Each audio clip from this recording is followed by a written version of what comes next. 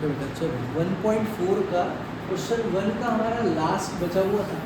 हम लोग को इसमें क्या करना है, रैशनल और इरेशनल नंबर पहचानना है। ठीक, तो डेसिमल में हम लोग किसको बोलते हैं कि इरेशनल, डेसिमल फॉर्म, कौन से डेसिमल फॉर्म को इरेशनल नंबर बोलते हैं? Yes, very good, non terminating, non recurring, मतलब ऐसा नंबर जो खत्म नहीं हो रहा है और जो रिपीट भी नहीं हो रहा है। ये देखो डॉट डॉट डॉट दिया, इसका मतलब क्या हुआ कि ये नॉन टर्मिनेटिंग नंबर और ये रिकरिंग भी नहीं। रिकरिंग का मतलब क्या होता है? रिकरिंग मतलब जैसे फॉर एग्जांपल 41.235235 ऐसा रिपीट होते जा रहा है, तो हम लोग इसको क्या बोलते हैं? Recurring number. लेकिन ये रिपीट भी नहीं हो रहा है और डॉट डॉट डॉट दिया है, इसका मतलब ये खत्म भी नहीं हो रहा है, तो इस नंबर को हम लोग बोलते हैं इरेशनल।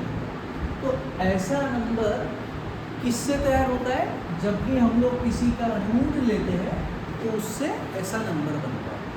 कोई भी नंबर जो न्यूमरेटर बाय डिनोमिनेटर फॉर्म में हो, जिसमें कि ये दोनों ही इंटीजर्स है, वो नंबर हमेशा p/q फॉर्म वाला रैशनल ही रहता है। या तो उसका आंसर टर्मिनेटिंग रहेगा, टर्मिनेटिंग का मतलब क्या? पॉइंट के बाद 2-3 संख्या निकलेगी, खत्म हो जाएगा, नीचे 0 आ जाएगा। या तो आंसर टर्मिनेटिंग रहेगा, नहीं तो फिर आंसर रिकरिंग रहेगा, रिपीट होने वाला। तो उसको हम लोग कौन सा नंबर बोलते हैं? रैशनल। ठीक, तो अभी हमको करना क्या है, इसमें पूछा था कि भैया ये नंबर जो है बताओ कि रैशनल है कि इरेशनल। कल हम लोगों ने 2-3 चीज़ें उसमें देखी थी कि अगर आप लोग रैशनल और इरेशनल को ऐड करते हो या सब्ट्रैक्ट करते हो, कुछ भी करोगे, तो अपना आंसर क्या आएगा? इरेशनल आएगा। अगर दो इरेशनल नंबर को डिवाइड करोगे तो फिर आंसर क्या आएगा?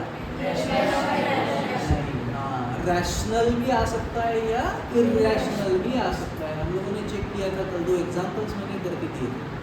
तो इसका आंसर रैशनल भी आ सकता है या तो फिर इरेशनल भी आ सकता है। आप लोगों को बताया था कि एग्जांपल भी लिख लो करके, एक बार देख लो। तो अब रैशनल और इरेशनल को अगर मल्टीप्लाई करेंगे तो फिर क्या आंसर आएगा? आप लोगों को क्या लगता है? रैशनल नंबर को इरेशनल नंबर से मल्टीप्लाई कर दिया, इरेशनल आएगा। फॉर एग्जांपल देखो, ये इरेशनल नंबर है ना? अगर इसको मैं किसी रैशनल नंबर से मल्टीप्लाई कर दूँ, 3 इज अ रैशनल नंबर, 3 से अगर मैं इस नंबर को मल्टीप्लाई कर दूँ तो मेरा आंसर ऐसे टाइप में आएगा क्या, जो रिपीट हो रहा है? नहीं आएगा। टर्मिनेटिंग में नहीं आने वाला, ये नंबर ही खुद टर्मिनेटिंग नहीं है, तो मल्टीप्लाई करके कहाँ से टर्मिनेटिंग आएगा? इसका मतलब ना अपना आंसर टर्मिनेटिंग रहेगा, ना अपना आंसर रिकरिंग रहेगा। सो जब भी रैशनल इरेशनल को मल्टीप्लाई करोगे तो answer will be irrational number. और क्या लगता है, अगर दो इरेशनल को मल्टीप्लाई करूँ तो क्या हो सकता है? इरेशनल ही रहेगा। फिर से रैशनल भी हो सकता है या फिर इरेशनल भी हो सकता है। चेक करते हैं। कल इसका एग्जांपल देखा था, आज इसका देखते हैं, चेक करते हैं कि सही में ऐसा है कि नहीं। दो इरेशनल नंबर्स, √5 इरेशनल है, √10 इरेशनल है, ठीक है, दोनों इरेशनल नंबर। मैंने मल्टीप्लाई कर दिया, एक रूट में डाल दिया, इसके फैक्टर्स निकालता हूँ, 5 ऐसे ही रहेगा, 10 के फैक्टर्स क्या आएंगे? 5 था। अब रूट में हमेशा याद रखो, 8 में भी आप लोगों ने किया था, स्क्वायर रूट निकाले थे आप लोगों ने। तो स्क्वायर रूट में हम लोग क्या करते थे कि जो नंबर अपना, मान लो किसी नंबर के आपने ऐसे फैक्टर्स निकाल दिए, तो फिर आप लोग क्या करते थे कि जो संख्या डबल आ गई है वो रूट के हम लोग बाहर निकालते थे और फिर हम लोग लिखते थे कि भैया इसका आंसर जो है वो 13। जो संख्या रूट में डबल आती है वो रूट के बाहर निकल जाती है। तो यहाँ पे 5 तो डबल आ गया, वो तो रूट के बाहर निकल जाएगा, उसमें तो कोई तकलीफ नहीं है, 5 तो बाहर आ गया। लेकिन ये रूट में 2 तो वैसे ही है ना। इसका मतलब ये नंबर कैसा हुआ? रैशनल कि इरेशनल? इरेशनल हो गया।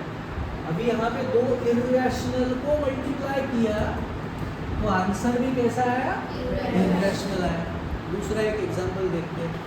अगर मैं √5 को मल्टीप्लाई करता हूँ √125 से, दोनों इरेशनल है? डाउट है पक्का? 125 भी इरेशनल ही है।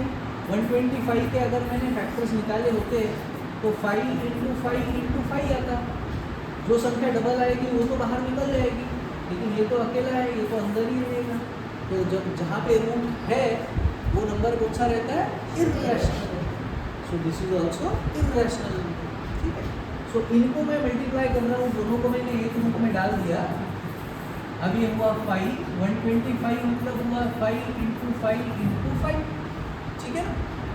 जो संख्या डबल आएगी वो रूट के बाहर निकलेगी। तो ये 5 डबल रूट के बाहर, ये 5 भी डबल, ये भी रूट के बाहर। तो आंसर क्या आया? तो ये कौन सा नंबर है?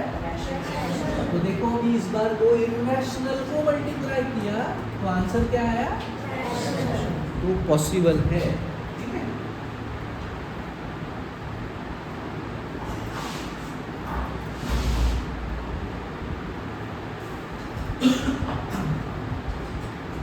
ओके, तो ये सब मैंने आप लोगों को अभी क्यों बताया? अभी ये जो हम लोग क्वेश्चन कर रहे हैं इसमें 2 और पाई, तो 2 पाई का मतलब क्या हुआ? 2 मल्टीप्लाइड बाय पाई, बराबर। सो 2 कौन सा नंबर है? रैशनल नंबर है। और पाई कौन सा नंबर है? इरेशनल नंबर है, ठीक है। पाई का जो आंसर है ना, हम लोग जनरली क्या लेते हैं? 3.14 लेते हैं, लेकिन एक्चुअल और इसकी दूसरी वैल्यू क्या लेते हैं? या तो 3.17। Yes, very good. लेकिन ये हम लोग सिर्फ सॉल्व करने में आसान जाए इसलिए नहीं। एक्चुअली इसका जो आंसर है वो 3.14 समथिंग, आगे कुछ संख्या आती रहेगी जो खत्म नहीं होगी, रिपीट भी नहीं होगी। तो नॉन टर्मिनेटिंग है, नॉन रिकरिंग है, तो वो इरेशनल है। लेकिन हम लोग को सॉल्व करते वक्त आसानी जाए इसलिए हम लोग उसको क्या करते हैं? 3.14 लेते हैं। 22/7 का डिवाइड करेंगे तो पहली दो संख्या पॉइंट के बाद की आती है 14, तो इसलिए अपना आंसर लेते हैं हम लोग 3.1। But pi is an irrational number. So rational और इरेशनल को मल्टीप्लाई करेंगे तो आंसर क्या आएगा? इरेशनल आएगा। सो देयरफॉर हम लोग लिखेंगे 2 pi is an irrational number. Confusion है पक्का? आगे बढ़ते हैं। अब यहाँ से अपने लिए बहुत इम्पोर्टेंट चीज़ें। अब ये बताने के पहले मैं आप लोगों को थोड़ी बेसिक चीज़ें बताता हूँ, जिसके बाद हम लोग ये सॉल्व करना है, ठीक। तो ये करने के पहले तो ये मुझे बताओ कि 8x + 5x का क्या आंसर आता है? 13x आता है। 8x मल्टीप्लाइड बाय 5x का क्या आता है? 40x²। Very good. जब मल्टीप्लाई करते हैं हम लोग तो पावर को ऐड करना है। हम लोगों ने 8 में ये फॉर्मूले किए कि जब बेस सेम है, बीच में मल्टीप्लाई है, तो पावर को वो ऐड, यहाँ पावर क्या है? 1 है, तो पावर ऐड करके कितना हुआ? 2 हुआ, 40x²। तो ये याद रखो, जब मल्टीप्लाई करोगे तो पावर बढ़ना चाहिए, ठीक है। दूसरा क्वेश्चन ये इसलिए मैं बता रहा हूँ क्योंकि यही बेसिक हम लोग फिर इस क्वेश्चन में यूज करने वाले हैं, तो इसलिए अच्छे से ध्यान दो। जो फंडे वहाँ पे है वही फंडे इसमें लगेंगे, ठीक है। अब 8x + 5y, इसका क्या आंसर आएगा? 13xy। आता ही नहीं है, इसका आंसर ही नहीं निकलता है। अनलाइक टर्म्स, एक x है एक y है, x में y ऐड नहीं होगा, you can not solve this. Unlike terms है, सॉल्व नहीं कर सकते, कैन नॉट बी सॉल्व।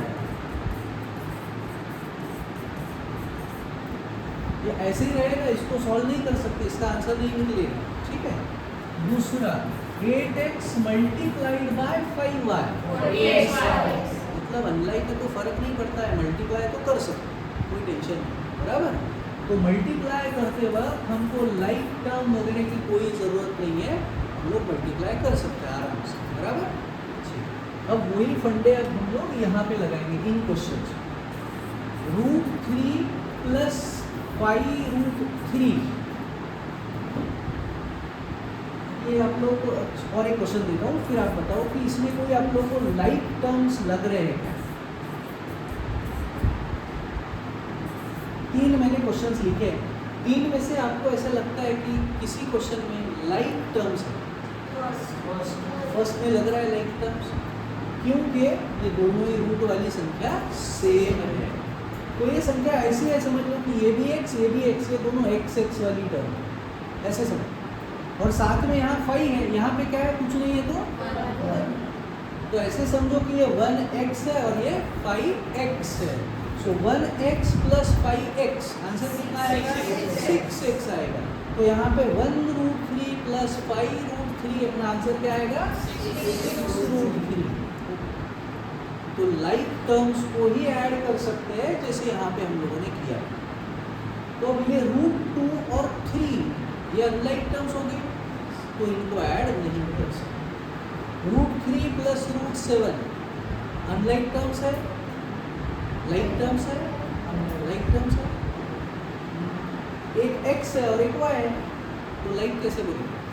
वैसे यहाँ पे रूट में 3 है, दूसरे रूट में 7 है, दोनों रूट में है, लेकिन रूट के अंदर की संख्या तो अलग है।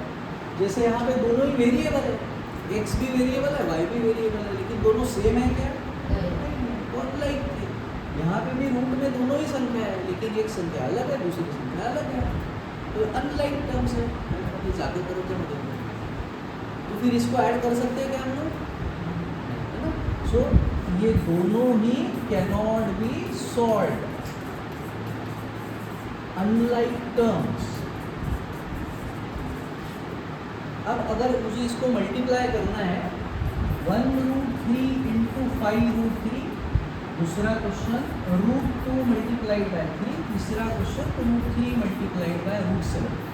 मल्टीप्लाई हम लोगों ने जब किया तो लाइक भी मल्टीप्लाई हो रहे थे, अनलाइक भी मल्टीप्लाई हो रहे थे। तो यहाँ पे फिर हो जाएगा लाइक को या अनलाइक को मल्टीप्लाई को कर सकते हैं। जैसे यहाँ पे किससे कैसे मल्टीप्लाई किया हमने? 8 को 5 से किया, कांस्टेंट को कांस्टेंट के साथ, वेरिएबल को वेरिएबल के साथ, है ना? बस सेकंड में भी वैसे ही किया, 8 को 5 के साथ, x को y के साथ, और x और y का मल्टीप्लिकेशन z तो नहीं आने वाला, x y रहने वाला, तो x y लिख दिया था। फिर अब यहाँ पे क्या करेंगे? वैसे ही करेंगे, बिल्कुल सिमिलर। ये कांस्टेंट को कांस्टेंट के साथ करेंगे, कांस्टेंट की जगह मैं उसको बोलूँगा रैशनल नंबर। ये 1 और 5 ये कौन से नंबर है? रैशनल है। ये √3 ये कौन सा है? रैशनल। तो सादी भाषा में समझने में आसानी जाए इसलिए मैं क्या बोलूँगा हमेशा कि सादे संख्या को सादे संख्या के साथ मल्टीप्लाई करो, मतलब कौन सा? रैशनल को रैशनल के साथ करो, और रूट वाले को रूट वाले के साथ करो, मतलब इर्रेशनल को इर्रेशनल के साथ। तो बहुत बार जब मैं बोलूँगा तो जिनको कन्फ्यूजन है उनको समझ में ही नहीं आएगा कि यार किसको किससे करना है। तो इसलिए मैं सादे भाषा में हमेशा बताऊँगा कि रूट वाले को रूट वाले से करो, सादी संख्या को सादी संख्या से करो, ठीक है?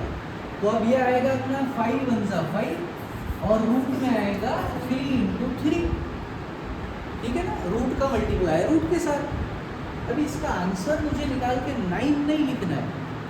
स्क्वायर रूट में हम लोग क्या करते थे? जो संख्या रूट में डबल आती है वो तो हम लोग बाहर निकालते हैं रूट के। तो ये तो डबल आ रहा है तो मुझे इसको बाहर निकालना पड़ेगा। तो अब मैं कैसे लिखूँगा? ऐसे लिखूँगा 53 5 × 3 करना पड़ेगा, है ना? सो 5 × 3 करके अपना आंसर क्या आया? 15 है, ठीक है? तो मल्टीप्लाई कर सकते हैं आराम से, कोई टेंशन नहीं, ठीक? इनको मल्टीप्लाई करना है, जैसे कि मुझे मान लो इसको मल्टीप्लाई करना है ये, तो मैंने कैसे किया था? कांस्टेंट को कांस्टेंट से, वेरिएबल को वेरिएबल से। और एक एग्जांपल इसमें ऐड कर देता हूँ। अगर मुझे मल्टीप्लाई करना है 6x मल्टीप्लाइड बाय 3, बताओ क्या आंसर आएगा? 18। तो आप लोगों ने क्या किया? कांस्टेंट को कांस्टेंट के साथ किया, ये वेरिएबल बेचारा अकेला ही था, उसको वैसे ही लिख दिया, कुछ करने का कहीं नहीं, ठीक है? तो यहाँ पर भी वैसे ही करो। अब और एक एग्जांपल 5 मल्टीप्लाइड बाय y, क्या आएगा आंसर? क्या कर सकते हैं? कुछ नहीं कर सकते, वैसे ही लिखना पड़ेगा। तो इसका बता सकते हो क्या आंसर आएगा? 3√2, है ना? इसका मल्टीप्लिकेशन कैसे होगा? वैसे ही होगा, जैसे 5 × y is 5y, वैसे सिमिलरली 3 × √2 is 3√2। देखो रूट का मल्टीप्लिकेशन मल्टीप्लिकेशन रूट वाले के साथ ही होता है और सादी संख्या का मल्टीप्लिकेशन सादी संख्या के साथ ही होता है। तो इसको 3 2 जा 6 करके रूट में नहीं लिखना है। एक संख्या रूट वाली है, एक सादी संख्या है, एक रैशनल है, एक इररैशनल है, उनको मल्टीप्लाई नहीं करना है, ठीक है। इनको कर सकते हैं, है ना। तो मैं इनको अगर मल्टीप्लाई कर दूंगा तो एक ही रूट में डाल दूंगा। अब संख्या डबल आएगी क्या?